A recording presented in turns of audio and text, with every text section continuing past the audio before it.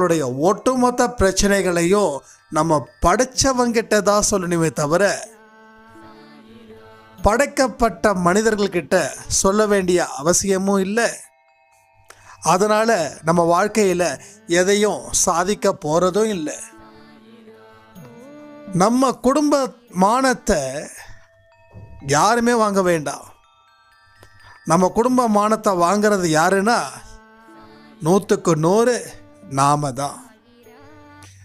உங்கள் பிரச்சனைகளை நீங்கள் அதிகமாக சொல்ல ஒன்று குடும்பத்தில் இருக்கக்கூடிய தன்மானம் கெட்டு போயிடுது. ரெண்டாவது, எதை மறக்கணும் அப்படின்னு நீங்கள் நினைக்கிறீங்களோ, எதில் இருந்து வெளியில் வந்து ஜெயிக்கணும்னு நினைக்கிறீங்களோ அதை தொடர்ந்து நீங்கள் நினச்சிக்கிட்டோம், ஏங்கிக்கிட்டோம், துக்கப்பட்டோம், கண்ணீர் விட்டுட்டோம்